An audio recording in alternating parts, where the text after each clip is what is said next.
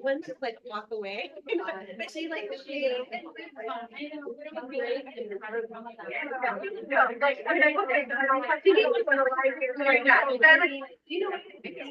everything happening like this and so I'm just like yeah, grateful that right. Yeah.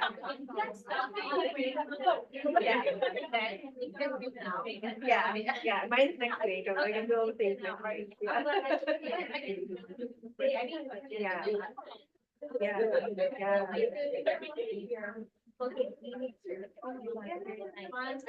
Yeah, 1 year I have at the end. Thank you, for everyone else around you. How old are you? 4. Well, I feel like now I'm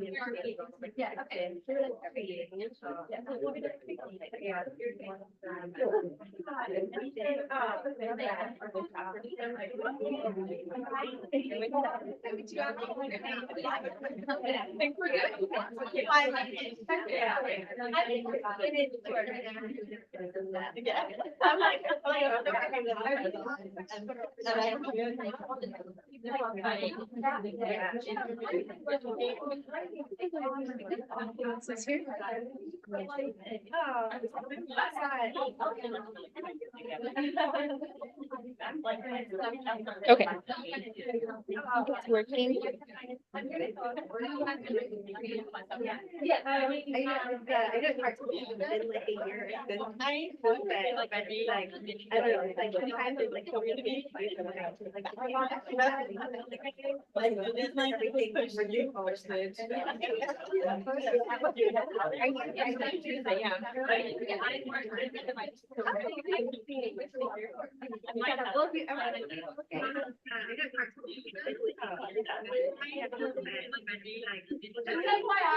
The live stream is long.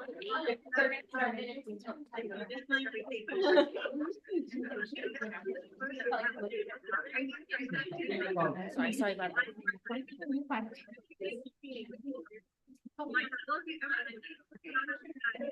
So we have this live stream and very advanced there, but don't worry about talking. Yeah, it's just we're having it live streamed, and I'll do the talking and you can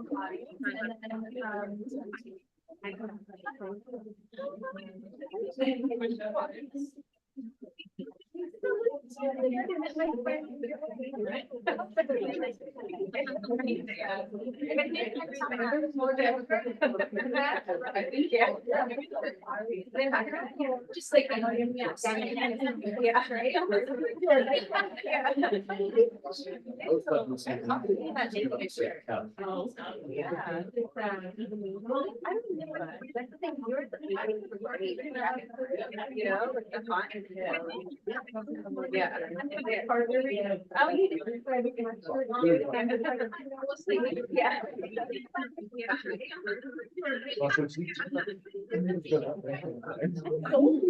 I know.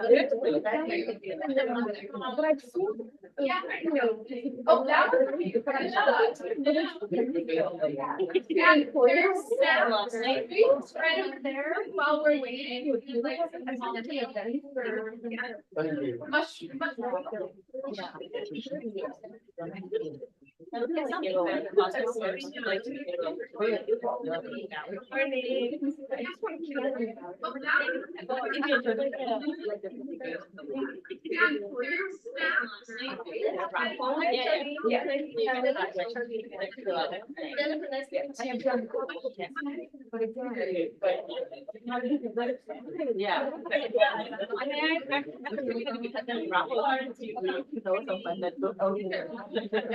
I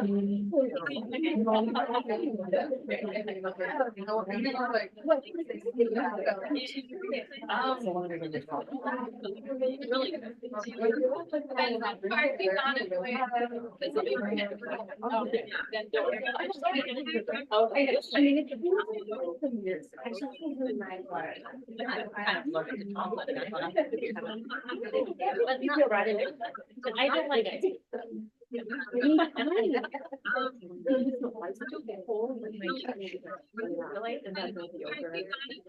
I know, I feel like a warm.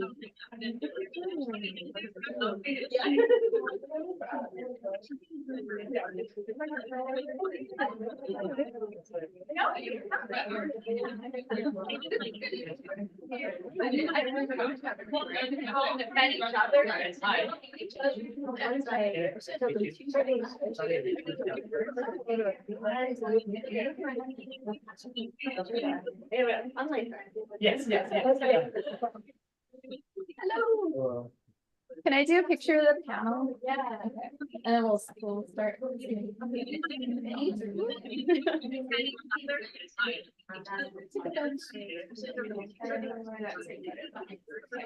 And then we'll do. Okay, everybody, if you want to be in the picture, look up here. If you don't want to be in the picture, just put your head like heads up 7-up or something. Ready? And then the authors and illustrators, if you could look over here too. Okay, ready? 1, 2, 3. And then on Thanksgiving, every Thanksgiving. We need you in it. Okay, let's test that everything's working. Hi, for our watching. Hopefully the sound is working. From class? Okay, cool. And how many of you just really want to? Let's test. And we have students from what level class? What Spanish class, right? For our watching. And they're gonna have to leave whenever they need to leave. Their class ends at 12:15, so they came in to get the first little taste of it, and then we know everybody has different schedules. Yeah. Any other classes or people just coming in? Students from what level class? Okay, so are we ready? I think we're ready. Is this my last thing was the Zoom is working, I think. Whenever they need to leave their class. If not, I'll load the recording later. So we are live on YouTube as well as live streaming classes, or people just not the most technologically savvy. So we're just gonna hope that it's working. How's everybody? Good. Happy Monday. We're gonna do just a test right now. Can you hear me okay? Yeah. Excellent. And so welcome. We are live on. Hi everyone. As well. We're all here. We made it. Okay, let's all take a deep breath. We're all here. So we're just gonna. It's so nice to have you all. I'm Professor Catherine Kataris. I call me Kathy, so call me like for dinner, as my son says. I'm so excited to have you all here. This has been since like November or something like that, and so to see all your beautiful faces here in person, especially I think we're all craving the spaces where we get to come together in person after being online. But we also are grateful that we have people joining us online, and hopefully the sound is working, and we'll do our best to make sure that the sound is there. So we're going to get started. Just a couple of logistics. We know people have to go in and out because of schedules. And so if you want to go get more snacks, you need to use the restroom, you need to leave, sneak out, come back, whatever you need to do, make yourself comfortable. You need to move around, whatever feels good. Okay. And so welcome. I'm going to go through my list. I didn't ask you to double check the pronunciation of your names, and I'm so sorry for that. So please correct me. I meant to do that beforehand. I even have a little thing here and I forgot to do that. But welcome to today's Writing for Children Author Illustrator panel. We haven't had one of these here yet at PCC. And so this is very exciting. It's been kind of a dream of mine for a while to have a bunch of people come and talk about children's literature. So featuring amazing local kid lit authors and illustrators, we have Danielle Davis. Yeah. We have Maple Lamb. Mira Ortega. Natasha Kankazi. Did I say that correctly? Okay, I was like, oh no. Jennifer Torres. Charlene Potter. And sorry, I give little cheers after everything. Benson Shum. Welcome all for being here. So I am Professor Catherine Kataris. I teach English here at PCC, and I'm so excited to welcome our esteemed guests and you all here today. And before we begin, I'd like to take a moment to express gratitude to all who made this event possible, including the Writing Success Center. Thank you all. The Literature Committee, the Creative Writing Committee. We love our creative Writing Committee folks. Thank you. And the English Division. Or wait, sorry, what are we now? English and language. English and Languages. This is my old form, I can tell. English and Languages Division. Many thanks to both the division and the committees. We would also like to thank Dean Tuk Tuk Tongtaraj, Anna Davis, I just made her fancy, Anna Davis and Lucky Springfield for their continuous support for this event and many of our other programs. I also want to express our gratitude to colleagues Professor Giselle Miralles, Professor Genesis Montalvo, and Professor Simona Supakar, who I saw came in, and we're grateful for all of them, for giving the Writing Success Center the opportunity to host this event and bring so many wonderful writers to PCC. If you're not familiar, we have like every semester we bring wonderful writers into campus. And so keep an eye out, because if you like this event, you'll like the other events as well. So highly recommend. And lastly, we'd like to thank all the students who attend these programs and share their amazing thoughts, ideas, and work with us, meaning all of you. So thank you for being here. And before we begin today, we'd like to express our land acknowledgement of PCC and its surrounding areas. From wherever we are joining, we meet today on Indigenous homelands. In particular, the sites that make up PCC are located on the homelands of the Gabrieleño Band of Mission Indians, of the Shishkagwana Village and Kitch Nation. We recognize that we are all simultaneously teachers, learners, and guests on this land. So, I feel like I never like talking too much. I have all your bios. Do you want to introduce yourself, or would you like me to go through your bios? Because we have limited amount of time. I want to hear from you all. We have the bios are available online. And so I think let's just start in the questions. Does that sound good? We're all ready. We're ready to talk. Okay. So I think do a little self-introduction. And we have our English 59 children's literature students here who have been studying your work. And then we have people who are also new to your work. So some are familiar, some are new to it. So the big question that was asked was, what inspired you to write stories for children? And if you want to talk about a specific story and you want to dive in there, or you just want to kind of give a background to how you got to writing for children. So why don't we have like, ooh, I want to go first? Or should we just do down the line? Let's just do down the line to start, and then we'll get the natural flow there.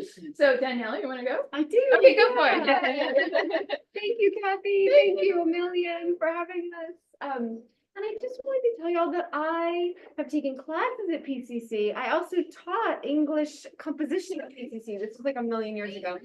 Yeah, and I worked in the writing center first. I was a TA. What? For classes, I worked in the writing center like a million ago. But we might have been here at the same time, because I was here a million years ago. Okay, a couple years before me. Okay. Wow. Okay. Somewhere else. They're both there a million. Anyway, a million years Wow, ago. it's very different. Yeah, so the campus is amazing. And anyway, just love it here. So thanks. Okay, so I'm Danielle Davis, and I have a couple of books. One is a middle grade novel called Zinni and the Bees. One is To Make, which is most recent, a picture book, My Great True Love. And I can tell you how I wrote this one. And that is, I was writing and writing for a million years. And I really wondered, like, I've had a lot of agents, been between agents. It's not been like that sort of like domino effect path, because as we know, to be a writer, what is the path?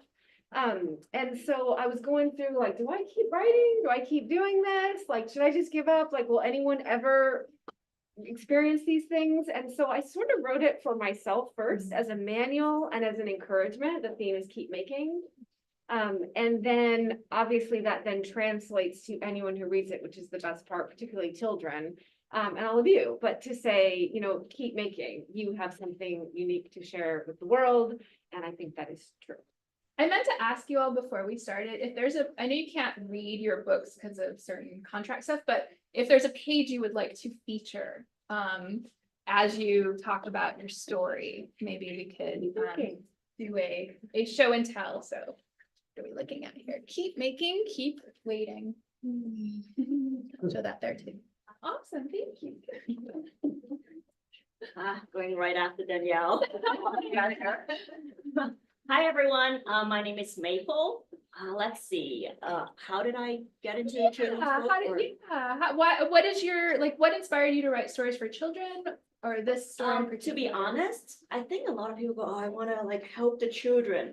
I don't think not at first, at least. I just love illustrations to begin with, and I tend to illustrate. My characters tend to look like a slightly younger style, so it actually fits perfectly for children. With that said, I am a big reader since I was a kid. So I would say I did read a lot of children's books, picture books in particular, picture books and graphic novels were the two main source of entertainment for me when I was growing up. And then I think, both my parents majored in arts, so that made it a little easier when I tell my parents that I major in arts. They didn't go, but you know. That's impressive because, I mean, so many students I meet, and I know a lot of people, their parents are like, do not major in the arts. So that's definitely They something. did sort of go, Yeah, yeah. well, okay, you really want to. My dad actually sat me down and he's like, look, you do whatever you want. We're going to love you always. We're going to support you. Just want to let you know that it's not going to be easy, but go for it. And so he was really sweet and just preparing me like, look, it's your path. It might be hard, but all paths are hard in reality. Yeah. Can't say if you become a doctor, it'll be smooth sailing from here on. So every path has their own challenges, and I chose this path that I enjoy tremendously. And I was looking through some of my notes yesterday, and I actually discovered that the Dim Sum Here We Can't Come, I wrote it in 2016. So it didn't come out until last year. So it did take a while. Part of it was truly because there was COVID, and then I got sick. Not of COVID, but of a different issue that spiraled into anxiety and depression, forcing me to tell my agents and publisher that I have to put a hold on this. Is this okay? And they're super supportive. They're like, take your time, take care of yourself. And then so it probably went on hold for a year before I jumped back in. But it celebrates the 6 to 6 area, which is this area, because I grew up in this area. I grew up in San Gabriel area. Actually, in middle school, I remember taking classes in PCC. Yeah, it was really fun.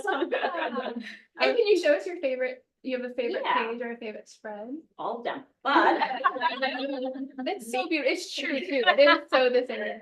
because it's like a paying tributes to my love of the area. So you see little things like here, 6 to 6, it's this area. You see palm trees, you see succulents, bird paradises, everything that represents our area. Thank you. I'm gonna show it to the. 6 to 6.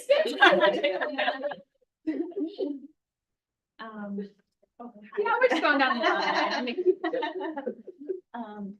First, thank you so much for having me. I love doing panels. I learned so much about people and the people in this panel.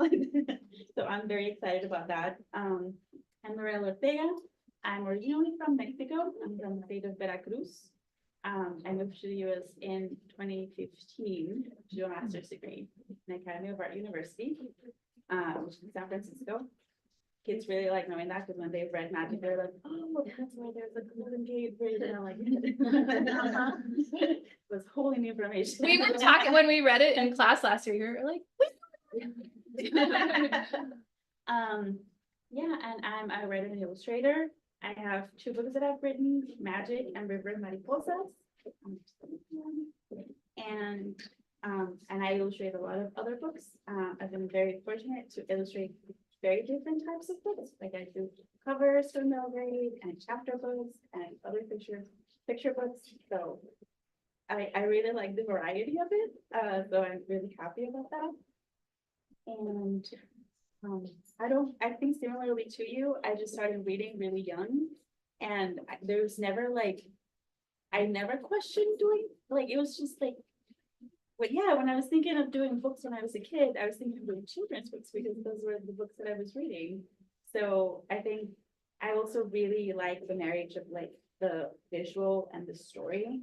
I did get a BFA for animation because I like enjoy like that extra of it. So it was kind of that what put me in this path. And do you have a favorite page? I do. Like a favorite spread that you'd like to share? Well, there's notes in this one. Oh, yeah, we did read a lot last week. That's awesome. Let's see which one. Oh my gosh, yes. I love that page because I illustrated it and then I work in digital and I usually keep a file with layers for everything. I did not for this one. So I was like, you better like it. That's the one. That's the one we're keeping. That's amazing. Thank you. And we'll. Hi everyone, my name is Natasha Kamkazi and Ramadan Mubarak to anyone celebrating today. I am so nervous to be up here. I am like fangirling about everything. Well, we're all As a fangirling about you. This is a treat. Like, I don't think this group has come together. I was telling someone, so just to be here on the panel with them is a treat. So a little about me, this is my book, Men's Ramadan, that came out in 2023. I have 2 more books coming out in 2025. One title is TBD, but it's Lulu's Wedding Mischief. In South Asian culture, young kids steal the groom's shoe for ransom. So it's about the youngest in the family trying to prove herself in a family of overachievers that she could be the one to steal the shoe.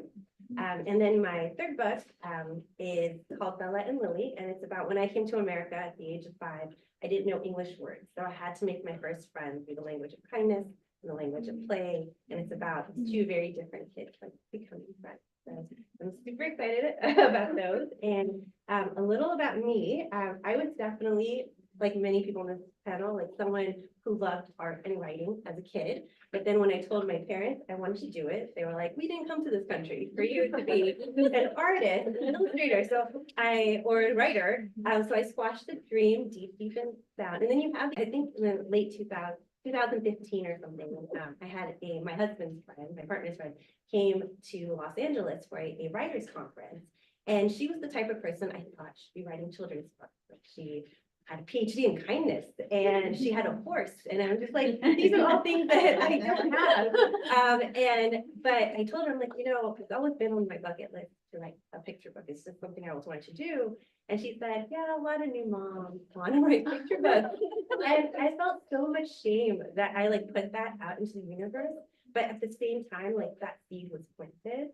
And then the next milestone was when my kids were in preschool and I went into their preschool to talk about Ramadan with their classmates so that they could share this and their friends would like make them feel excited about this month for them.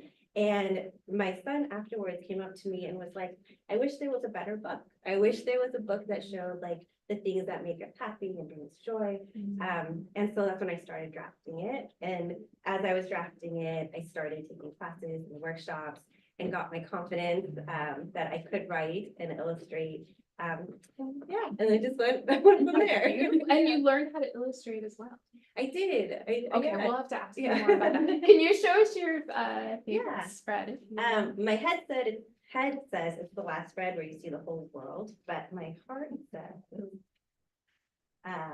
it's this spread where it's new moon. I don't think we give enough credit to new moon. New moon has I jobs. agree. But it always reminds me that even when you don't know it, there's someone watching out for you somewhere. Maybe. And let me Yeah. show it. Oh, I'm gonna trip them. Multitasking in my mind. There we go.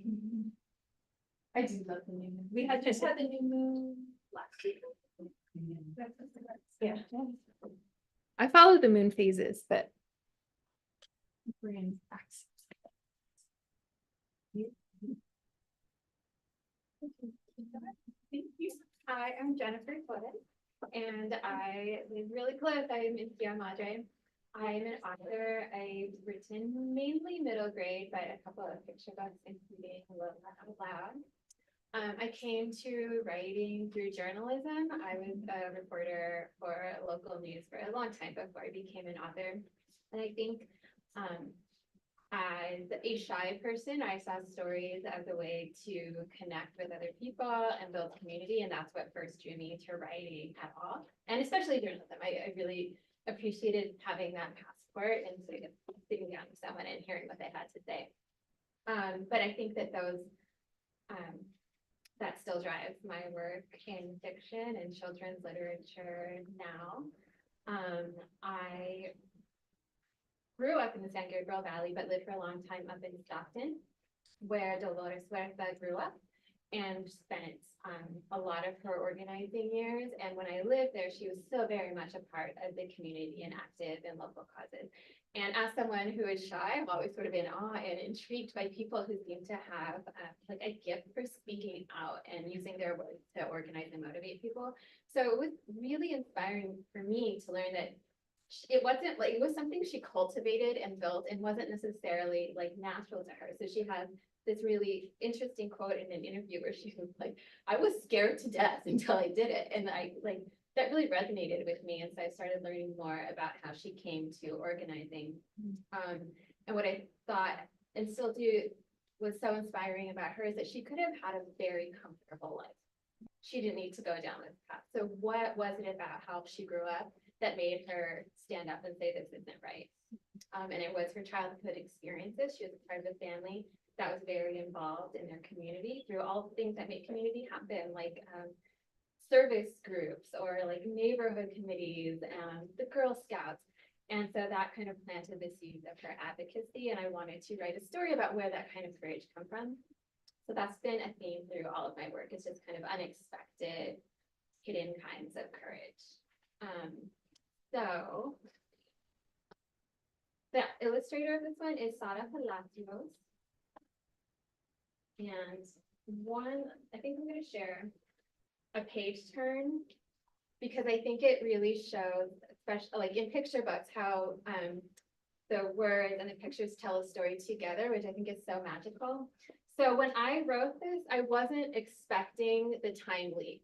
So Lola's like running outside, leading everyone in the hotel to help her, and then you turn the page, and it's a grown-up Dolores Huerta leading a march. And so I didn't envision that when I wrote that, but the illustrator sort of saw that with the Si se puede line, and I just thought that was really. Yeah, we all gasped. We read all of it. And I want to send these around so that you all can take a closer look at them. And we have it in Spanish. Sure. Would you like to jump in? Good afternoon, everyone. I'm Charlene Potter, and I'm actually a teacher here. I teach linguistics, and I've been at PCC for about 20 years. And it's, just listening to everyone. I obviously, I mean, I'm not really an author. I feel like a pig. Yeah, I am, but it's not my day job. It's not something that I spend a lot of time at. But I was overcome with having to write this little story about bees because of the bees. I was motivated by the bees. I'm a beekeeper and I'm a passionate beekeeper. And, I've been doing this for a few years and I always get the same questions about bees and how people are afraid of bees and afraid of swarms.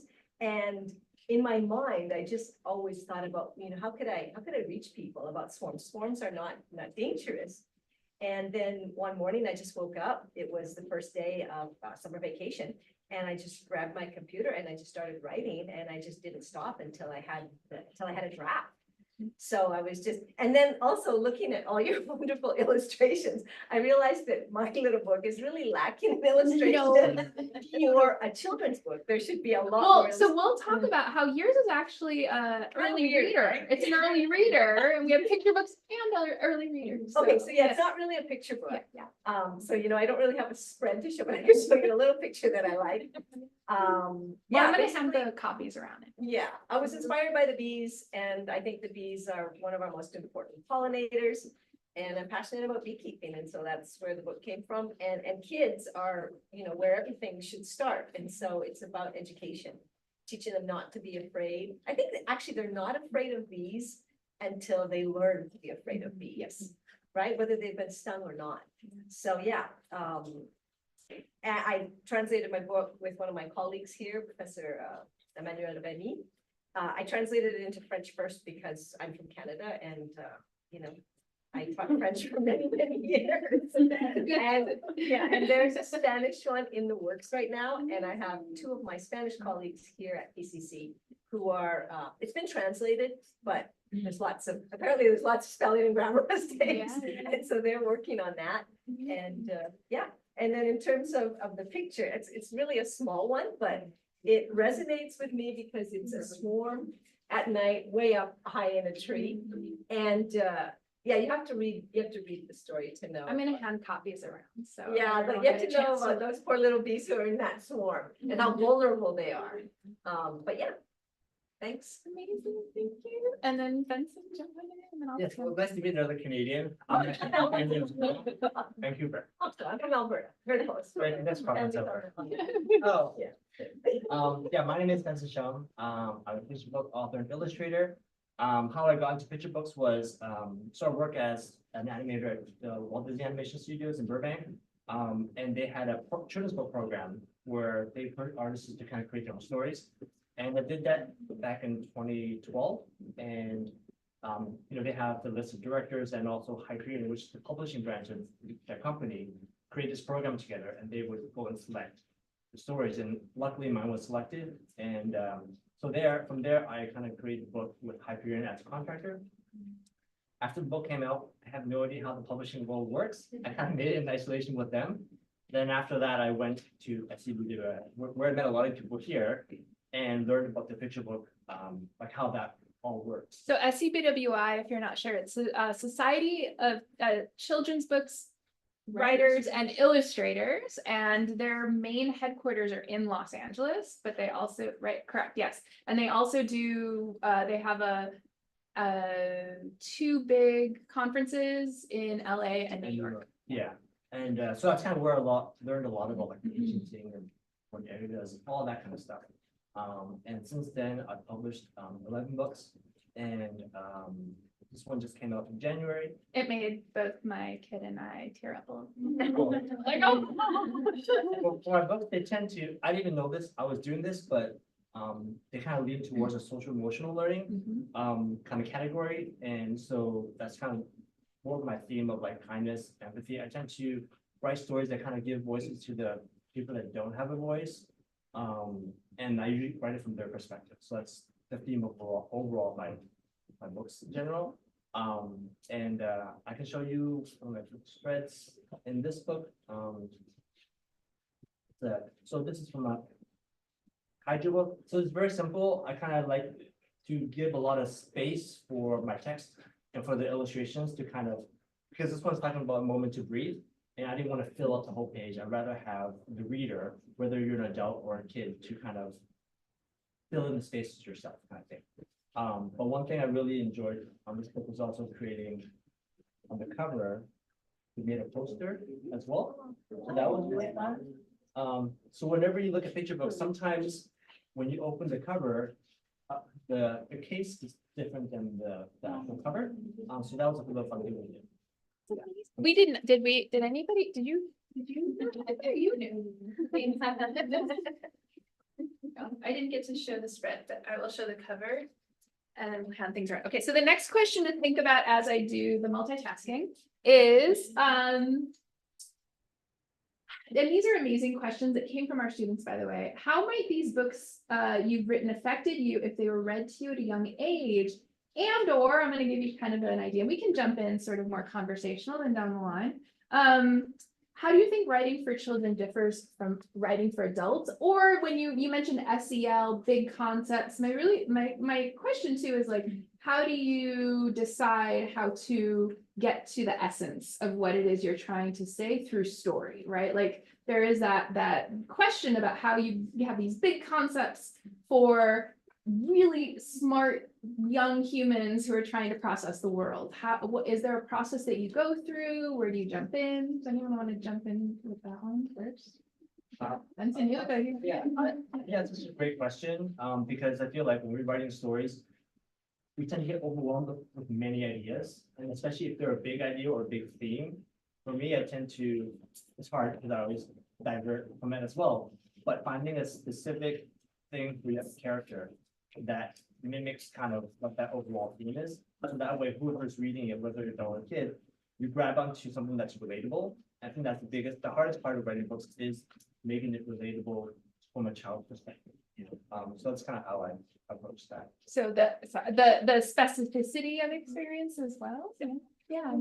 I think a teacher along the way gave me the term emotional truth. Mm. And it's like the thing that connects to us the most in the story is an emotional truth. So like for Moon Drama, I'm like, okay, this is the moon. It has no relationships. So what is the emotional truth? But so for this story, I thought children do not like to be ignored. They want to be seen. And so that was one of the moon struggles. So it's like finding those emotional truths, like really tied. And that also speaks to universality of being human, right? How is it that we learn appreciation as well as receive appreciation too? I'll jump in mostly because I resonate so much with what both Benson and Tasha said. I teach picture book writing too. And then we all, I'm sure, work with kids in one way or another. And for me, it's all about theme. Like I even mentioned the theme of the book because I'm obsessed with theme. And so for me, it's always like coming up with a theme statement. Like what is the takeaway, the heart, the emotional truth? And I call it the North Star because it helps you as the writer, as you're revising. Oh, and I didn't say my book is illustrated by Max DeRoma, not me. It's okay. Jennifer reminded. But it's sort of like the North Star of the story, which helps you as the writer figure out what in the plot, what in the unfolding supports that North Star and is your guide. And then what's so cool about being able to publish children's books is then to be able to share that North Star with kids, right? Any reader, you were that reader, I was that reader, we were that reader, sitting alone or in a classroom, should you be so lucky to have a book that then like you internalize that theme, whether you would articulate it that way or not. And then it becomes part of your North Star as a person, as a human being, as a kid, as you grow up, as that like comfort. I mean, when I said I was doing a panel with children's books, my colleagues were like, "Oh, I remember my favorite book." Everyone's like, "Can I bring you and show you my favorite book?" Right? We hold on to those stories. Other thoughts? I love hearing that because I think every creator does things a little differently. And I'm learning from all of you guys as I'm sitting here because I was like, that's not how I. Because I don't have a North Star to begin with. Each time I start something, it's usually, oh, this is kind of an interesting idea. Oh, this is kind of an emotion that I want to express. With this dim sum here we come. I see that when I was young, I love it when my family gathered together to have dim sum. It's like it's a thing. It's a subtler thing of saying, instead of saying, "Hey, I love you," it's like, "Here, have more food." That's our language of that. I love you. And it's something like you're just piecing these things together. And somewhere along the process, along the journey, that's when you figure out, oh, that's the theme. Yeah. So I don't have like, this is the theme I'm gonna go with, and I don't start from there. I don't think I have the capability of doing that. So I just have to write it over and over again until I find something interesting. There's like, oh, so this is what I really want to talk about. So maybe it's a little bit of a self-discovery in the process as well. Yeah. I feel you on that too. But I would say the theme of dim sum here we come might be like once it was worked out for me, that book is like dim sum is joy, like dim sum is community and family. even if you didn't know that's where it was going, for me personally as a reader, that's what it. Yeah. It is, you're correct. I mean, and it's like the old adage of we all, if we want to get to a certain place, there are different ways to get there, right? And that goes for the creative process as well, that we all know that there has to be a theme of some sort, but then the question, like the process is always interesting because we all have our own processes to get to places that are finished stories. I think for me, when I was writing magic was very different for anything else I've written before. Because I have been taught to write like looking for a theme or like following a plot or like following character voices. And when I wrote magic, it was more like literally I had a picture of a pineapple field that I had put on the internet. And at some point, someone at a publishing house talked to my agent and was like, hey, we really like this picture. Is there a story that goes along with it? Right. So my agent came to me and I was like, well, funny you ask. My family has pineapple fields. So like, yeah, there is a story with it.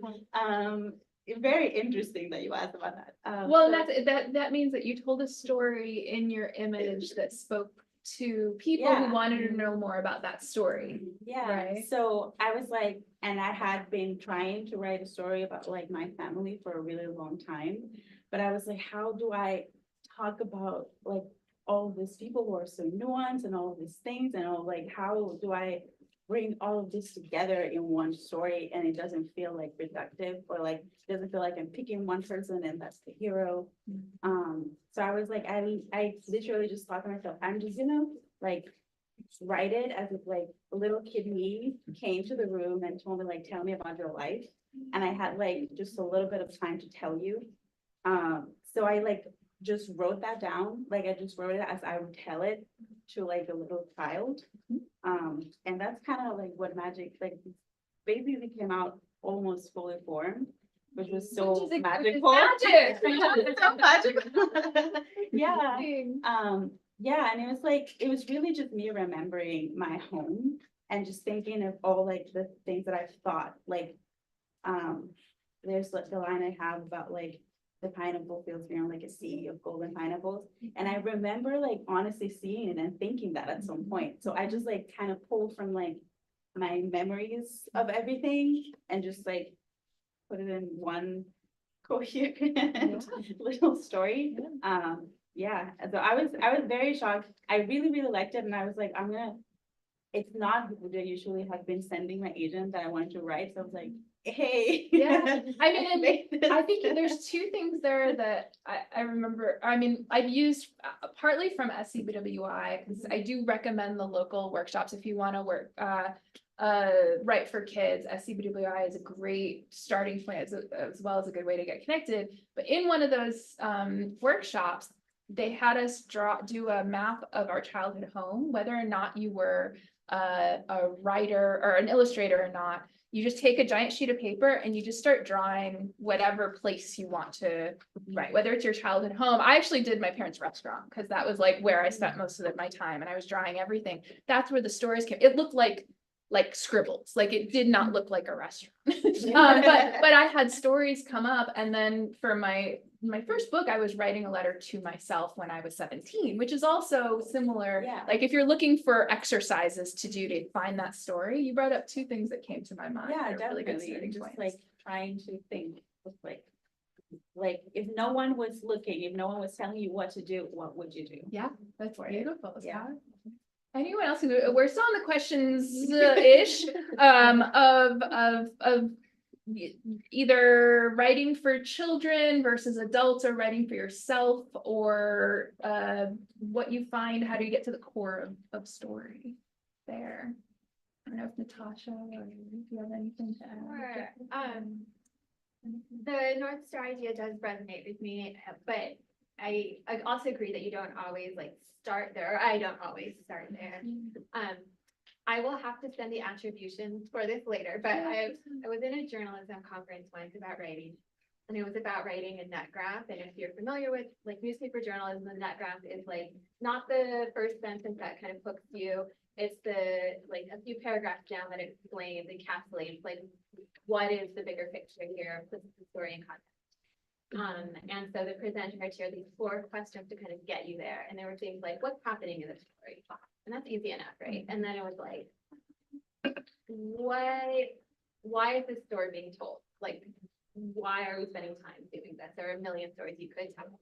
And then it would go down a layer deeper and it would be like, what does this story say about life, about the world, about the times we live in? Oh my gosh, okay. And you only got like 2 minutes to write on each one. So you had to just like let it go. And then the last one was in one word, what is this story really about? And I think kind of once you know your story and know your characters, you can get to a place where you can answer those questions and then use that as like the heart of your story. And it really helps me be disciplined in revision, like every scene, every piece of dialogue, and someone kind of driving me there, it helps to really create that heart of the story.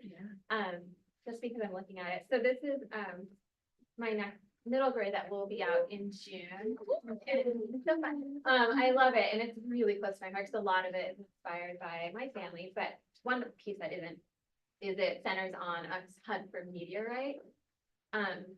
And I remember at a certain part of the editing process, my editor was like, okay, but like, what is this really about? And so that like forced me to step back and think and find that.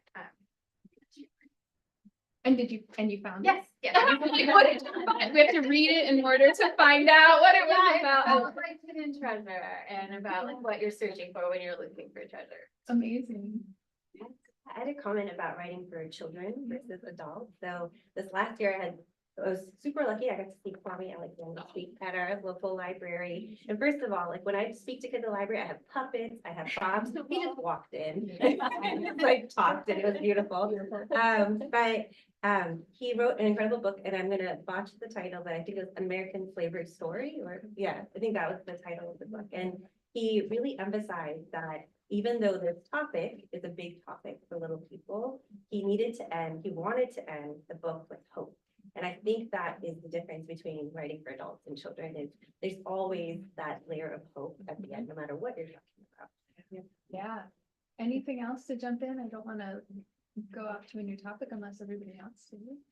Any other thoughts on that? Okay, so I think we have a lot of questions. We had a lot of questions on craft. So should we jump into the craft part of it?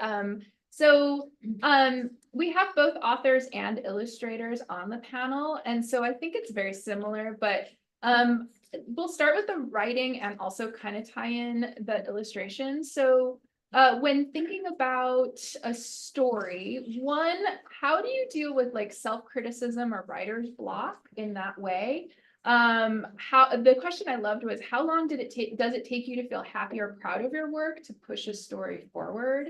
And in terms of the illustrations, how do you decide, and as an author, how do you decide like what you want to be illustrated? Is that part of the, because you've all been through various different trainings and such. So when you get to I'm asking 2 different questions kind of, but when you think about, okay, the whole process of the work, A, you have to start, B, you have to continue, C, you have to get past the writer's block, you have to know what to do when.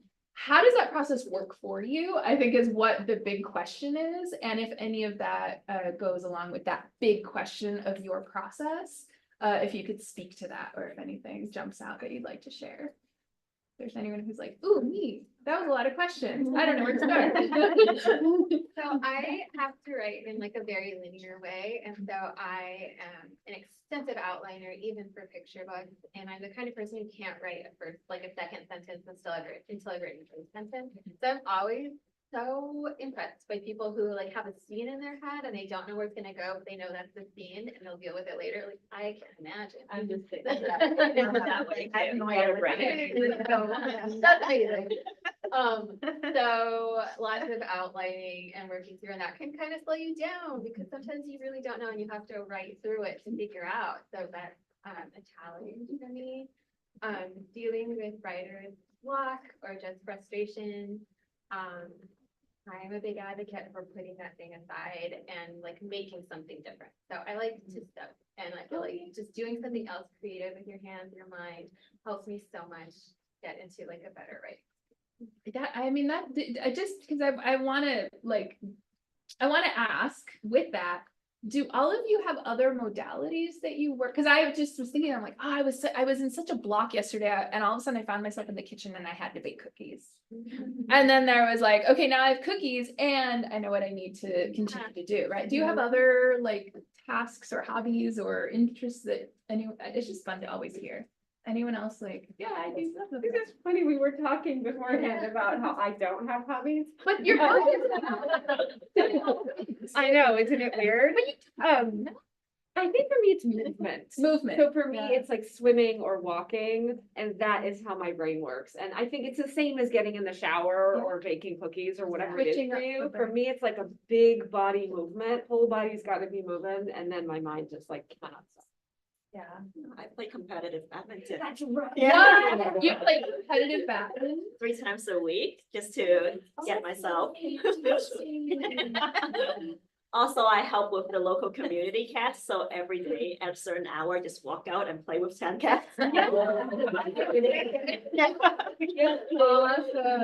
Other Sometimes they become I the know, dogs. yes, I derailed the question, but I'm now curious. I'm like, I want to know, what is everybody?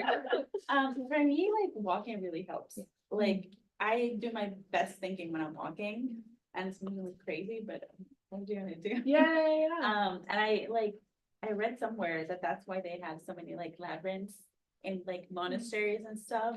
Because that's when people would do their thinking, they would just go and get lost, and I was like, oh, we Yeah. should get some more of those. Yes, yeah, and Descanso Garden, if you want a good labyrinth, Descanso Gardens has a brand new one that they just installed last year, and I highly recommend it. And if you want to talk more about labyrinths, I love labyrinths.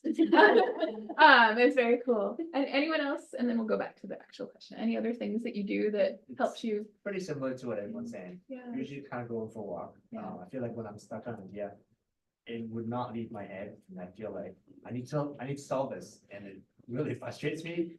But sometimes just not thinking about it and just doing something else, and something will pop in eventually, whether that's doing mundane things like washing dishes or cleaning and stuff like that, where your mind is on something else. A seed will be planted in the head, and then just write it down. That's one thing I learned, is that whenever you say, I'm gonna remember this idea, you will never remember. You just need to write it down somewhere on your phone, on a piece of paper, and that way it's out of your mind, and they can go back to it. So I use my notes a lot on my phone. I love a voice memo to myself. Yes. I have so many, because then you can just like, And talk do you to know about yourself. Cockatoo? We'll talk. Okay. Cockatoo, the app, it transcribes your, what you're saying in like seconds. A friend of mine interviewed me last year and he was like, Cockatoo is great. What? Well, we'll talk, I Steph. recommend like taking a little thing with you, like always a little notebook, because when it pops up, the muse that pops into your head. Yeah. It takes 2 seconds for you to write it down, and it's gone. It goes to the next creator. They're quick, you sort of have. People's got systems, y'all. I do, I have a whole system. We have a whole panel just on what is your system. Okay, so back to process then, like, I don't know if it works with picture books and early readers as much as it works with YA. I've written YA in middle grade and adults. Panting versus plotting, is that something that you talk Yeah. about in Illustrator circles as well, and picture book illustrator circles? Yeah. So does anyone here know what panting versus plotting is? Okay, so plotting is where you decide that you're going to plot out the entire story first. And then if you're writing a novel, say, you just write the plot and then you go scene by scene all the way through, and it can change as you go. Some people just sit down and they're like, I have a character, I just want to see where they go. And then they write for 300, 400 pages, and then they revise it after. I used to be I always say planter. I'm kind of a planter, but I used to be a pantser. Now I'm more of a plotter. But in terms of your process, like, do you sit down in that way? Is there a way that does that help with writer's block? Anyone want to jump in with that? I tend to be a plotter. Yeah. Because I don't know, I just I kind of like to know where I'm going, and I usually have the ending of what I want, how it to end, but I don't know how I'm gonna get there. So I usually start with the beginning and the end, and the middle part is the hardest part, because you can have a good beginning, a good ending, but to entertain the reader through the middle is the most difficult part. How do you find going from A to B in the most interesting way, so it's not necessarily predictable? So for me, and back to also the crafting, I tend to also, it jumps from book to book. Sometimes I write first, And then the illustrations kind of come into my mind as I'm writing. Mm. They're not fully formed yet, but I have an idea of what it could look like on that spread. So that way it dictates what I write on that page. If I know that I'm going to illustrate that part, I don't need to explain it in text. And then sometimes for this book, it came from an illustration that I did just for fun. And a story kind of came out of that. And that's how I wrote this book. So it varies. You continue to work for, or you worked for Disney, correct? Oh, I still work there. You still work there. So like, is there something about story with Disney that has influenced your work? Because you said you were part of the program where they were seeking out people's stories. Did they teach you about story in a particular way there? Or? No. No, I was curious. I don't think they didn't actually, because like the story department is a different department, but so I work in the animation department. But I think through just being in the industry for a while and just kind of watching movies and stuff, you kind of get a sense of storytelling. Yeah. I think for me, the storytelling came from illustrations. So because as an animator, you were actually getting inside the head of the character, how they're gonna act, how they're gonna move, and all that stuff. And also like how they look visually on screen, like how to create a lot of movement and emotion in just a few seconds. And with picture books, you only have 32 or 40 pages to tell the whole story. So you kind of really have to pick and choose which emotion you want to showcase with that sentence or paragraph of text. So that's kind of how I pull my animation background to my books. Very cool. Thank you for sharing. Yeah. I actually write a pitch first. Yeah. So I don't even know how to describe a pitch, but a pitch is basically you're highlighting in a sentence the main character, the inciting incident, what they achieve or overcome. Am I reading anything else there? Like a couple more things. That sounds right. Yeah, but I'll draft that and I'll send that to the stakes. Yeah. But what the pitch is doing is really highlighting the stakes. So I'll write the pitch, I'll send that to my agent, and then my agent will be like, oh, this is good. I can never sell this. Or like, something like that. But then when you know that you have like that, at least for me, when I have that pitch, then I will do the plotting thing where I'll, plot out, because I already have it, right? The inciting incident, and I'll look at it at a high level. So I'm like, there's the story, but no one really cares about that part of it. They want the emotional truths. They want the universal threads. So then you're kind of going through and creating all of the heartbeats of the story, which you can only really can't, I think. Yeah. I've never thought of it in that way. The heartbeats of the story, and you can only really pants it. I mean, that's amazing. Right? Like when we think about plot as a very technical thing, but it sounds like the emotions are really what's driving, and especially you mentioned SEL, right? Do you all know SEL is social emotional learning? And so part of the question is, how is it that we connect with young readers on the emotional beats? I say young readers because it's a children's panel, but no matter who your reader is, what are the emotions that we can share and then connect with? I love that. That's beautiful. Yeah. I think for illustration too, like when I'm picking what I'm gonna illustrate, I am trying to hit like different emotions and like give a lot of variety. Like I don't want all my illustrators to be like close-ups. I don't want all of them to be like really far. I want like to have different things happening, and I want to have different emotions being showcased. And there's movement there then Yeah. too, right? As a reader, you're feeling moved to turn the page, right? And that's part of it. Yeah, and it's like just satisfying when it's like, oh, we're kind of good, and then oh, we're kind of sad, and then oh, we're happy again. And especially if we're thinking about the attention span of young readers, right? You have to keep them engaged, but also the parents and the teachers and the family members are the ones who are going to be hopefully at least sharing the books with them, if not reading to them. When I read River of Mariposas to kids, there's like a part where there's a storm, and there's always a child that is just terrified. I was like, Yeah. and it's like, no, and Yeah. I know. Yeah, I mean, attention, right? Like, that answers partly the question of writing for adults versus writing for kids, and really thinking about through a kid's lens, like how is it that you perceive the world? What is it you have control of? What is it you don't have control of? And how do we share stories so that they can feel safe and also have that hope that we're talking about as well, right? I love that. So how long did it take you to feel happy or proud of your work? I like that question because it's so hard as a creator to be like, now. But That's a hard one. Any response to that? Is there a certain part of the process where like, for you, is it that, Natasha, that your agent is like, okay, go with that one? Like you have that mentor / partner who can help you see which one you want to follow? Yeah, I think it's really helpful when you then have going from solo to a team. So like be like, oh, you're my partner for a reason and I have to trust you. So definitely on the writing side, I lean on her a lot. But on the illustration side, I don't know if everyone here who illustrates feels it's really hard to feel satisfied because you're a changing organism and the way you look at art is changing. So this is very permanent. So yeah. It's a little bit of a roller coaster. Yeah. Sometimes I think maybe because I'm an illustrator first before I think of myself as a writer. Whenever I write a story and then I get stuck and like, oh, I have to figure this out. And once I figure it out, I'm like, I am the man. Well, I am the person.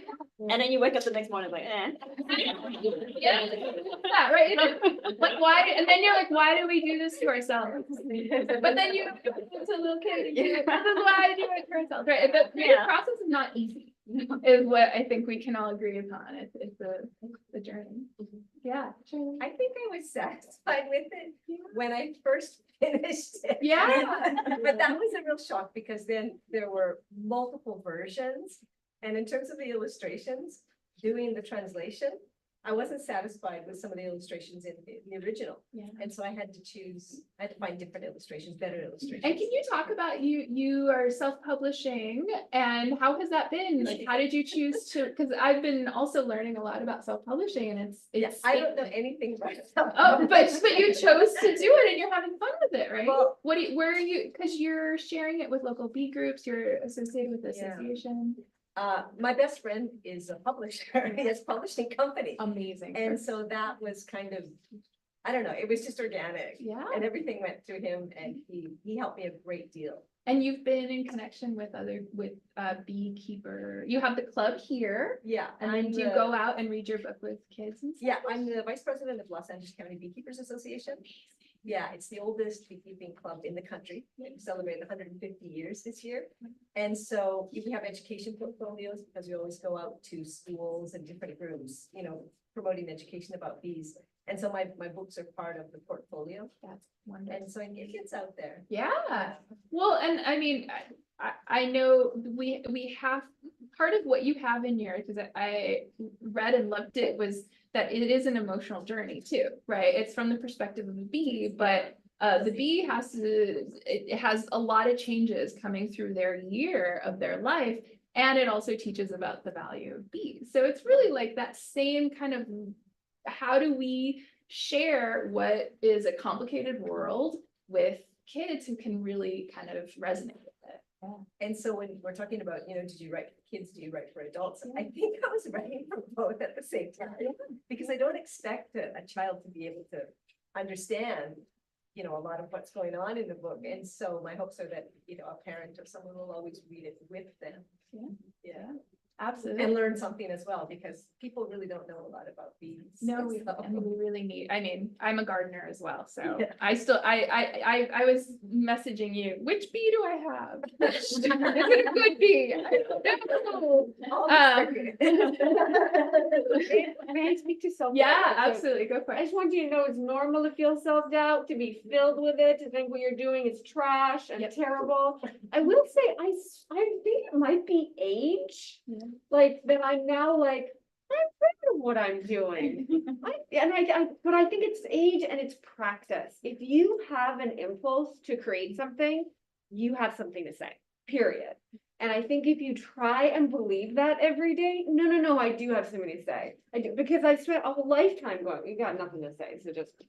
But like, no, I do. And each of you do for your own reason, your own identity, your own experiences. That's something that you can bring. And it's like a constant practice of going, no, you do have something to say, so do it. And that I find that really helps with self-doubt. And then just getting, Yeah. I was gonna ask quickly on what Daniel said was that, I think the sense of accomplishment, like you should celebrate that you can do the first draft, even if it's not great, by just finishing it. because the story comes in revision, it's never the first pass you get everything right. Your story will constantly change, but just getting something on paper, so it's not blank, it's an accomplishment, so which is always so. Yeah, internal milestones as a writer or illustrator are so important because nobody's gonna see it for 1,000 years. But you can be like. That's something that helps me connect with young readers a lot. It's just this like, that it can be hard and it's normal that it feels hard. Like I've been writing as my job for longer than any of my readers have been alive, and it's hard sometimes. And I'm a slow writer, and that's frustrating, but that doesn't make you any less a writer, any less a creator. So I try to leave them with that. And then I think also writing to be read is not something that necessarily comes easily, and I'm really grateful for my journalism experience for that. Because it is very vulnerable, it's very terrifying at times, but it's also what makes like writing, you know, for anybody so such a privilege and so powerful, is that like it's not just about you, it's about where you and someone else connect over this work. But acknowledging that that's uncomfortable, I think is okay. Well, because my question was gonna be, how do you deal with perfectionism and or rejection?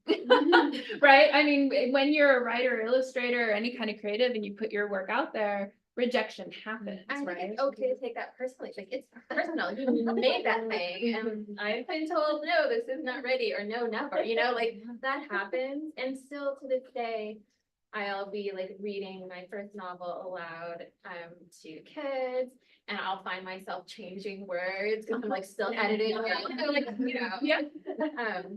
It's okay. I love Jen's first novel. Dodo, Taco Queen, y'all. Thank you, but I'm much better now than I was when I wrote that, you know, Right. like you Oh, keep yeah. getting better, yeah. Like, speaking of rejection, I just got a rejection this morning. Aw. No, but that's fine though, because like, you know, we get so many rejections and that's, no one ever talks about it.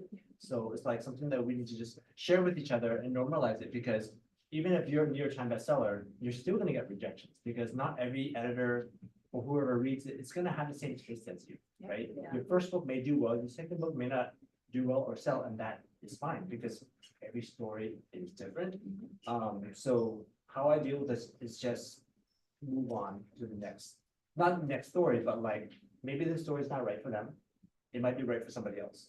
I have stories where they were rejected many times, but then there's some editors that loved it and then they end up buying it. So it's just different tastes, right? Every story that you write is gonna be a different flavor. Make. So- Make.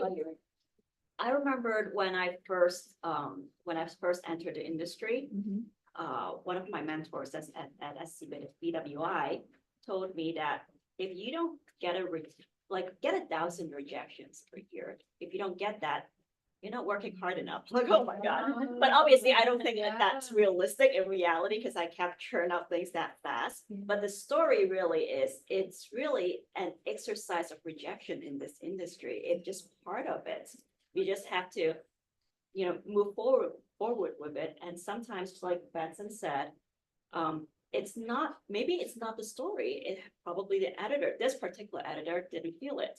Like when I submit things, my agent helped me submit it to, let's say, 10 editors. 7 of them is going to get back to me right away. And if they get back to me that fast, it's usually a no. But they will say, oh, you know, we just published a book similar to this theme, or we love this part, but this age group might not be the best fit for the house at this moment. You never know. And then 2 might come back like, send me something else that's similar. You don't know. But the point is that you have to keep creating things. And sometimes it's revision, sometimes you wait 2 years, submit the exact same thing. That editors, I love it. I've never seen something better. It's like, you have seen it. Yeah, there's no way to predict what. Yeah, people- so you never know. Yeah. But the important thing is to keep going at it. Did you want to, you look like you want? Yeah, well, I agree. It's a part of it. Like it's going to happen and it's gonna be fine. I'm like a firm believer of everything happens, like everything happens for the best. Yeah. And like, you just kind of keep going and put yourself out there again.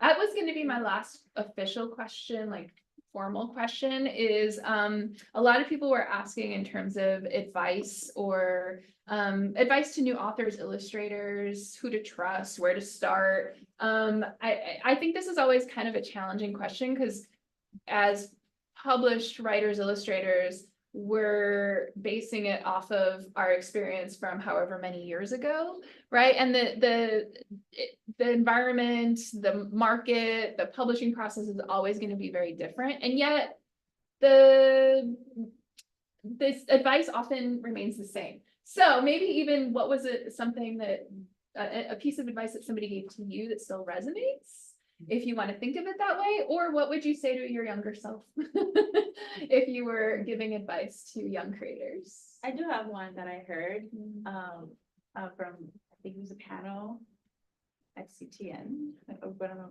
creative. Never. Oh, Yeah. And it was like a show creator, and he was talking about how he pitched his shows. And he basically said, listen, everyone is rooting for you. Like, the people you're pitching to, they want to hear the next great thing. Like, no one is going in thinking, oh, what is this person gonna say now? Like, they don't know where it's coming, in my view. Like, everyone is rooting for you, so you might as well show them. Yeah, So, that's beautiful. yeah, that's a good advice. Yeah. Any other?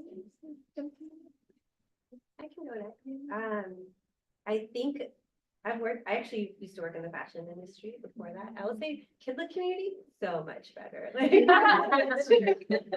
people are so nice. And I remember before I was agented, there is an amazing author named Reem Faruqi, and she was one of the books that made me like first see my own childhood, Layla's Lunchbox, in a book. And I was just obsessed with her, and I like was so scared to reach out to her. And then I finally did it, and she was so gracious, and now we're actually like friends. And so I think like if you have an author that you really love, and it's like a genuine love, you know, like you just reach out and say you love their books and see where it goes. Because I hands down, knowing the Kidlit community, they will be so excited to hear from you. Yeah, in a similar vein to that, I would say to find a mentor. And I never had one. I mean, as a kid, later on in my career, I mean, I've just never had one. So I would say, I guess sometimes it takes, you have to find one. I know, for example, like I've worked with White Girl in LA, that's teens. But there's also something called Relit, which I'm not super familiar with, but it's like a cool organization. Maybe it's a professor or teacher here. Maybe it's a children's book author that actually lives in the area that you admire that will take the time potentially. It could be someone, I don't know. But like, sometimes it does take that self-advocacy, because you deserve to have a mentor. And I think now to add to that I mean, we can talk about the pandemic all day, but because it threw us all online in different ways, there's so much more available in terms of accessing good teachers, good writers who want to share their processes, and they won't necessarily all be exactly right for you, but you can always learn from people. People are throwing their workshops online, you know, like, and then taking classes with the people whose work you admire. I agree. There are great organizations like SCBWI is usually when I didn't know anything about the industry. This is where I show my portfolio, where my agent picked me up. This is where the art director of, I think HarperCollins was the first one who picked up my card and gave me a call. Well, gave me an email and say, are you interested in illustrating a book for us? Lots of local workshops that they offered. I think when I started a few years ago, when I wanted to do graphic novels, there is KCU, Kids Comics Unite online that teaches you about writing graphic novels for kids specifically. This is why this book is coming out April 2nd. Monkey King and the World of Myths. And then, you know, joining an organization is one thing, participating is another thing. Because if it's just paying for a $50 or $100 membership, that's not going to get you anywhere. You really do have to work at it, take their workshops, and like some KCU in my case, I wrote the book and it's like, hey, I can hold a workshop for you guys, just so I get to share what I learned in return to the community. It's a two-way street at the end of the day. You always want to join the community, you know, and help each other. Like Benson and I talk all the time over the Zoom, just learn from each other. There's a whole local group of other illustrators that sometimes we get together just to, hey, what's going on? How many rejections did you get this month? Great. I feel like I win. I Oh, win. Oh, definitely. Schoolism, I think it's another online organization that hosts a lot of children's book workshop. Oh, what else is there? What was it called? Schoolism? I used to with them too. Yes, Right. Schoolism, Domestica sometimes has fantastic workshop. What else is there? Oh, 3 points perspective, school officials. Yeah, school officials. Sorry, Yeah, yeah. And if you're like, oh, I don't have the money, I don't have $30 a month to, because I think it works like a subscription model. It's like Netflix basically, except it's all learning children's book or illustrations. Which one was storytelling. that one? That was. SBS? But they have a free podcast. They do. I was gonna say, if you don't Yeah. want to spend the money yet, listen That's to their amazing. hundreds and hundreds of episodes Yeah. where they discuss things. And you don't even have to agree with their perspectives. Mhm. And because there are 3 guys talking, and sometimes I was like, oh, that's not. But But you can learn from all of them. Sometimes they're just talking, but the perspectives might not be something that you agree with, but their crafts are definitely there. So you learn from all of their experiences. I think it's great. Yeah, I agree. For sure, in podcast,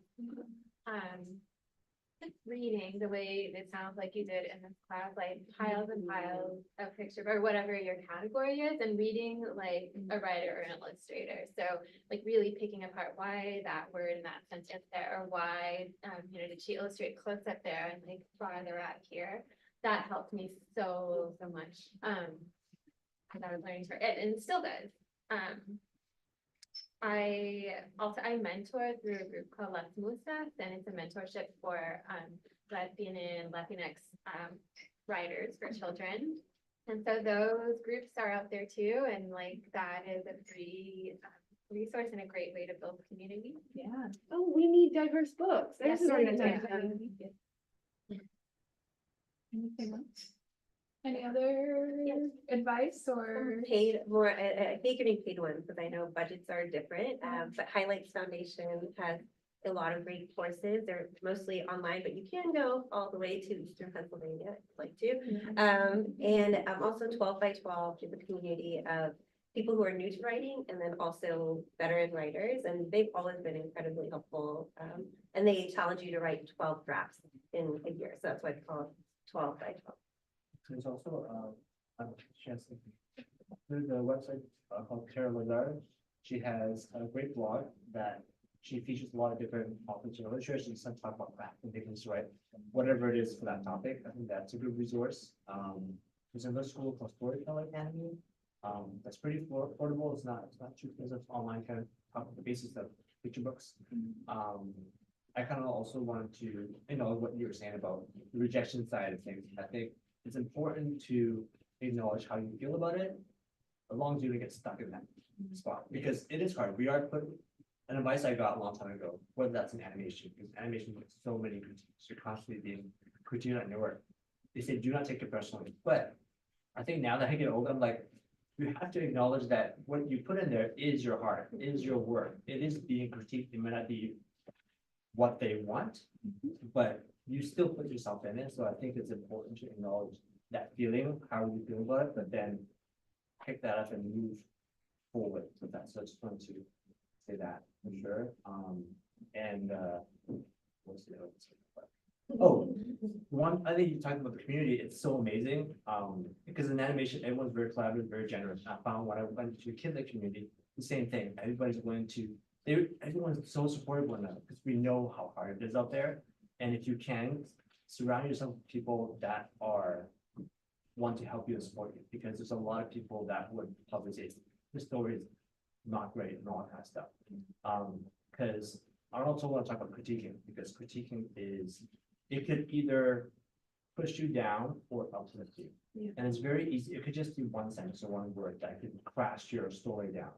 And I think learning to critique and seeing how people give feedback is not trying to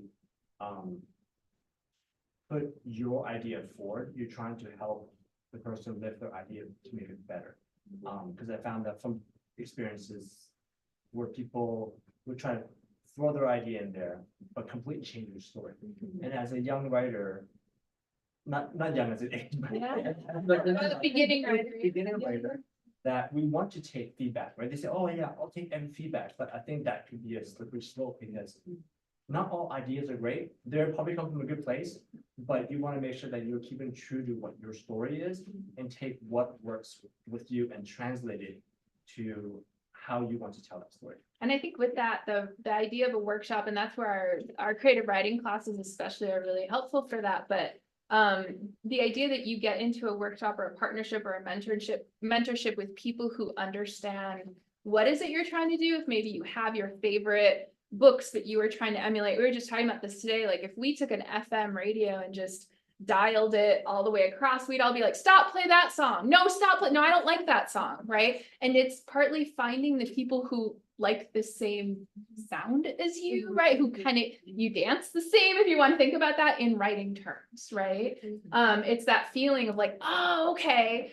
you get what I'm trying to do. I really want to hear what you think about this part, right? And maybe if someone's like, that didn't work for me, you go, okay, that didn't work for you. I'm going to try 10 other people and see what they think. And if 10 other people are like, I don't know, maybe we'll sit back with it. But just because one person doesn't like one sentence doesn't mean you should stop writing, I think is what we're trying to say, right? Like keep going at it. We're not going to please everyone, right? I love this conversation. I just want to add to it that like, yes, it is your voice and vision. And that person who's critiquing needs to be uplifting that. And I think there's a long history of like writing workshop critiques being very white, very male, and telling you to write a certain way. And there's a great book called Anti-Racist Writing Workshop, which is for creative writing folks, to like unlearn those things. And so particularly if somebody's telling you something like that, like to change your voice and the way you're coming at it, that is, I mean, you got to stick with your voice and vision on that. Big red flag. Yeah. Okay. Hopefully that's changing, Right? right? That's like a dating thing. Very fun. Okay, so lightning round, and then we'll open up to questions if anybody has any. Would you rather be able to speak every language in the world or be able to talk to animals? We're going to go down the row. So Benson, I'm going to start with you. Every language in the world or talk to animals? Every language. Definitely talk to animals. Every language. Animals. Every language. Animals. Oh, wow. One horse. One horse for my life, please. Here's what it is. I'm Google assuming can solve your language situation very soon. Exactly. Apple, Google, they might do it. that's true. Animals, Oh, I that's agree. true, actually. I agree. I See, got I them just both. am gonna, I wrote the question and I'm gonna assume that every language includes that I'll be able to talk to my dog and cat. They have their own languages. Would you rather cuddle a baby panda or baby penguin? We're just gonna go panda. Panda. Panda. Panda. Panda.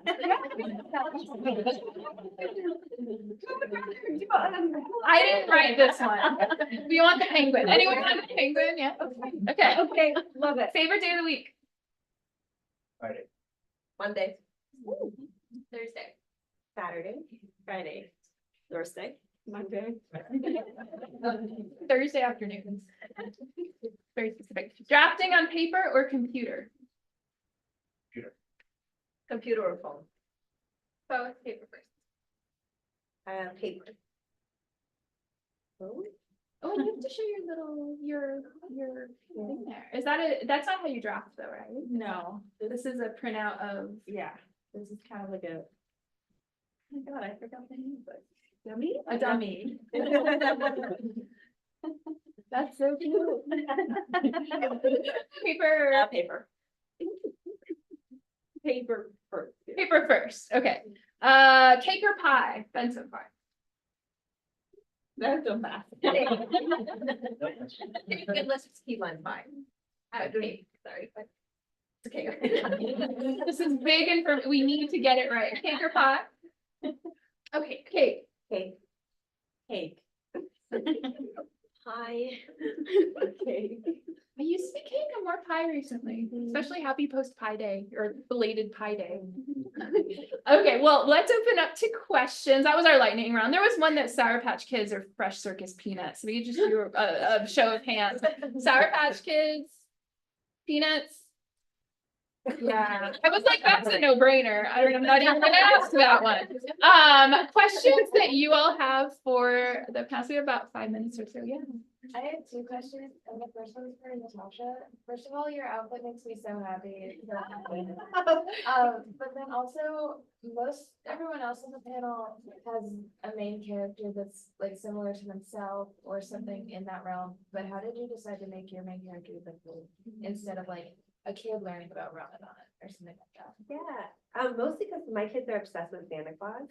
So I knew I needed an imaginative character and so for me, the moon naturally became that imaginative character that's on theme, but also could really be the narrator of the story.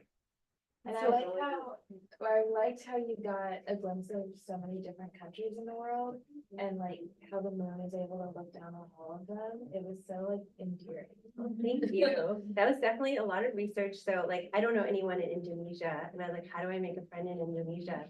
So Etsy, you can actually like search by country on Etsy. So I found like Etsy sellers and I'm like, do you still sit on the floor when you eat or do you sit on the table? Like, no, I sit at a table now. So it was really fun for me too, because I'm a anthropology nerd. Yeah. I like that. And then my second question is for Jennifer. Again, kind of everybody had a character that was similar to themselves or something they knew, but what goes into teaching kids about a real person? Yeah, like a lot of research and then winnowing down what do you think, like, again, coming back to the heart of the story, what are the moments or the character traits that you really want to focus on to build up that theme? Because I knew going in that I wasn't going to write a straight biography because that's been done very well by really talented people. But it still involved like the same level of research and fitting with it. And then even though it's inspired by a real person, pulling in parts of my biography. So like people in my family worked in agriculture, farm workers and cannery workers. And what were the like moments of courage and community in their lives that I could use and draw on for this story. Beautiful questions too. Thank you. Any other questions that anyone might have about writing or picture books or kids? This might be a stupid question. I don't know. But like post rejection, a lot of people were saying that like you just have to keep moving forward. Rejection is obviously very hard, but what drives you to keep moving forward? Like I know writing can be considered like a job, you know, but internally, like what drives you to just keep going despite any critiques that might not be as, you know, motivating? I feel like I got this. Because, like, for example, my most recent agent, who is my dream agent, we've been on submission for, I don't know, over a year with so many different projects. Like I'm always creating and it's been all rejection so far. But I guess it's two things.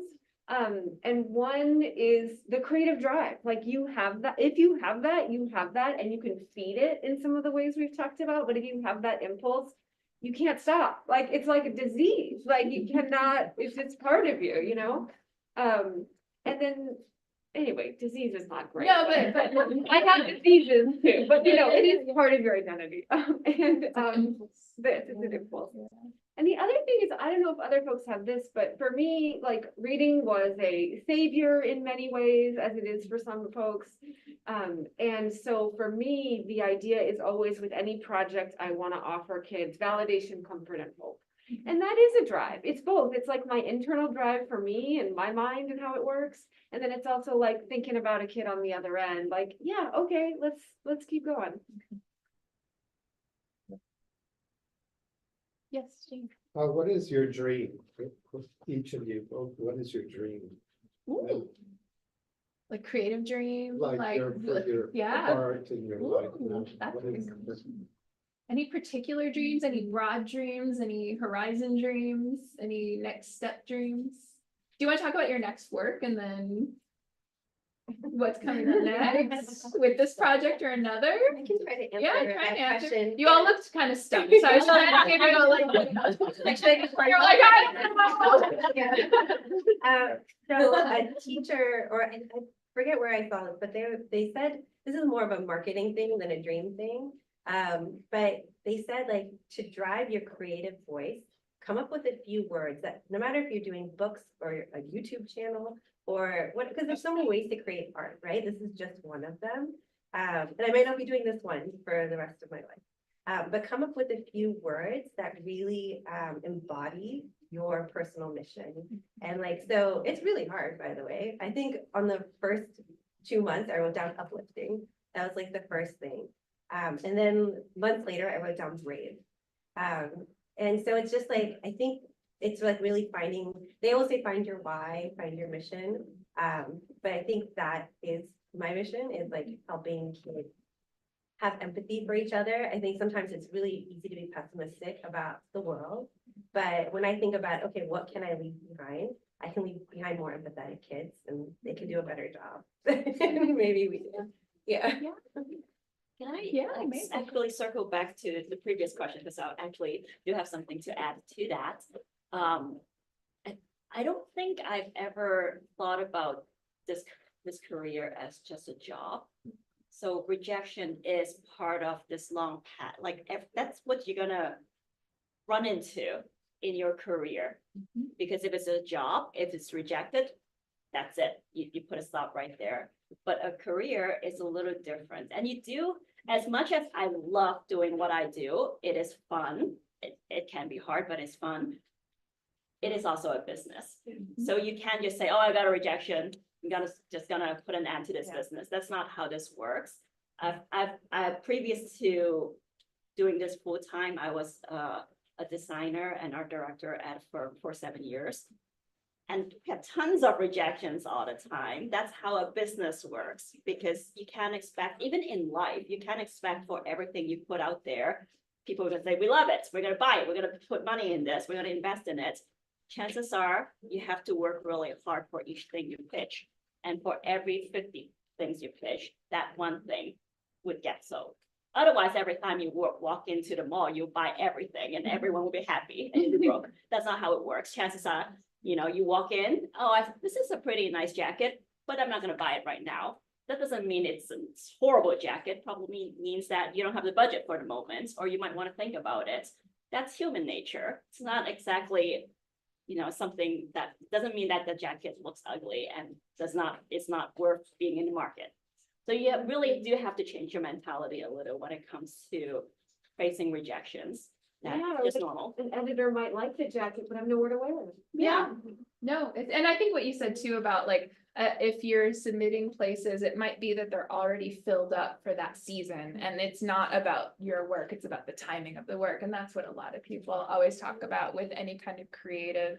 You just keep, I'm a gardener, so I just like, I plant things and things die, but if 25% dies and 75%, I just had my first lettuce for dinner yesterday from this winter season, right? And it's already spring tomorrow, but okay, I keep going and I learn something new, and next year maybe I'll harvest differently or whatever it is. You just learn the process and the cycles. Yeah. Maybe one last thought if anybody has anything else. A lot of times, Oh, we have one more question. Okay, one more question. no, it's just not now. Yes. Like, Yeah. it might be a yes, Yeah. like in a few years down the road. Yeah, it's a not yet. Yeah. Yeah. Okay, one question. Yeah, hi. I have two questions. One is related to the last part of the answer. The other is my own question. The first one is, how do you know if you are not good enough or you have the wrong audience? The second question is, how do you deal with loneliness? Because, Yeah, because it's the creative process being isolating. it's like you only got this much time. You either spend on yourself or you spend time with important persons in your life. It's like that's quite a struggle. That could be quite a struggle. Thank you. Any thoughts on that? So it was a question like, how do you deal with the loneliness, isolation part of writing? It's hard because a lot of time it is you're just doing it on your own. But another way to do it is, so my partner, he also writes, he writes writing, and he actually talks to his friend from San Francisco. So they would just Zoom and they would just write together. They would just have like 20-minute or 30-minute sprints where they write. They won't talk to each other, but their camera will be on. So it gives you that kind of like motivation that you're working together. Then after that, you talk for 15 minutes about anything, whether it's about your writing, about your life, whatever it is, and you go back to writing again for 30 minutes. So that way you're not writing alone, and plus, you know, there's somebody there. That you can just like throw, I don't know, a question to later, 15 minutes later, I'm talking, so, so there's a lot of writing groups that you can do that, and if you can do it in a space where you're with a friend or another writing person, I think, The Writing Success Center is one place. You could come in here and write, and then you also have access to tutors. And then, did you like that advertisement for the? Right? Yes, you Isn't started something, your- you start something. Yep. So yeah, I mean, I think find the people who you resonate with, and then say, hey, do you want to write for an hour next Friday? I'll turn the Zoom on. yeah, and make it consistent too. I Yeah. think that's a big part of it, is because writing can be very sporadic, I know we're not always like, we can't just write like, okay, today I'm writing right now, but I think having that consistency forces you to focus. And I mean, I don't know if you all know Amy Spalding. She was a guest here as well, and she always talks about her one goal. She has a day job as well, and she writes YA and adult romance. And she always talks about how her writing goal every day is to write one sentence. She gets home at the end of the day, she's exhausted. She's like, if I just write one sentence, I will have reached my goal. And then usually what happens is she writes one sentence and it ends up being 5 or a whole chapter, right? Like, and then you go, okay, if I only wrote one sentence today, that's enough, Yeah. right? And then you can also share that energy with other people too. So you just kind of do it in steps because it can feel very overwhelming. There is one question. We have one, yes, actually, and go for it, and then we'll open it up so that people can sign their books as well. And so that if you have more questions for any author illustrators individually, you can come up and talk to them too. They're here. I know like a lot of you guys have agents and publishing houses and things like that. And your, Yours is with is it self-published? It's a publisher. It's a publisher. Publisher, okay, yeah, I misunderstood. So this might be maybe outside of the realm of what you guys are doing, but as you were mentioning, writing and publishing is a business at the end of the day. So how do you guys get into side job, but how do you guys make sure that this part of your business, of things that you're doing, continually thrive and get out there where they're supposed to? Like, do you have to follow the business, what are some resources you could use, or do you just leave that all up to the publisher and the marketing team or whatever? Or do you take any part in that yourself, actually? That's a good question. really important question. So the marketing piece doesn't come naturally to me. It's really difficult to me, but I know I have to do my best to support these websites. That's a place where I try to push myself more than in other places. I think I will say, and you'll hear it a lot, that it is really impossible to try to chase publishing trends. Like if you hear that like fairy tale retellings are really popular, so I'm going to write a fairy tale retelling.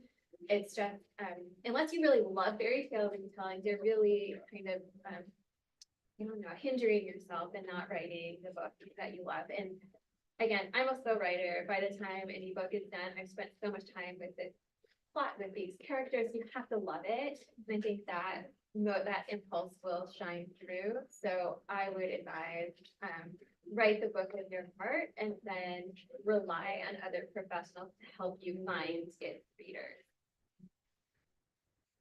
I think also another business side is, unfortunately, sometimes, publishers, they have a budget of, who they're gonna market as well, right? So they publish so many books that not every book's gonna get the attention.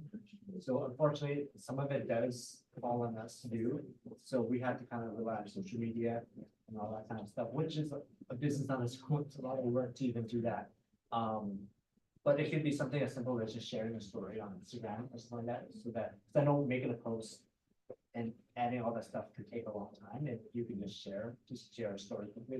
That's something, we don't know who's gonna see it, but it's, at least it's out there. You do have to be responsible for the majority of your marketing, knowing that if you go on 8OIs, you know that books are released every Tuesday. And for children's book alone, I see every Tuesday that every Monday that the email comes in, this week, these 300 books are coming out. And you know that publishers won't have the time or the budget. What they can help you with traditional publishers is the distribution, to be honest. that thing is very hard to compete with. I can't knock on every door at Target and Barnes and Nobles and all those stores and say, can you carry my book? Chances are they have the distribution, they could help you with that. Marketing, you really do have to do the majority yourself. And like Benson said, sometimes it's a matter of just putting yourself out there on Instagram or on whatever platform that you are active on. I think probably YA with TikTok. I haven't been in YA world in a while, but But TikTok's probably a little bit more helpful with children's book. Chances are, Instagram for like, I think with that also librarians, teachers. yeah, I Parents think groups, family Pinterest loves, groups. Yeah, with a lot of parents and You- educators, etc. you do a lot of that work, like the Uh, lifting up of other voices or? Yeah, I hustle. I like that. I've been too, it's like, when we talk about the hustle, it's really about making connections, right? There's the marketing, the business side of things, but how do you have your community and how do you just connect with people and make it authentic, right? It's not just about, I'm gonna try to sell, it's like, if you're gonna be online, then you have to be online, right? And you can take breaks, but in that moment, you're like, this is the thing that I want everyone. And my parents owned a restaurant. My dad hated advertising, and he was like, people should just like the food. And my mom was always like, people don't know the food is good. You have to show them, right? You have to be able to kind of go out there and be like, look, we have really good whatever it is. And so it's a hard thing, and we'll certainly talk about that more in our class as well. Let's give, and if you want to ask more questions, let's give them a round of applause. I want to thank you all for being here, and also Dean Tongtaraj of our English and Languages division is here. And thank you all for your wonderful questions and engagement. And if you would like to get books signed, talk to the authors, illustrators more, they're going to be sitting here. You guys, you need a break, go to the restroom, whatever, get water, and then we have the space till 2, so that gives you some time to chill out and meet people. And big respect to all of you Thank you. studying to be educators or librarians or whatever brought you to the course. Yeah, big respect. I think it didn't live stream, but that's okay.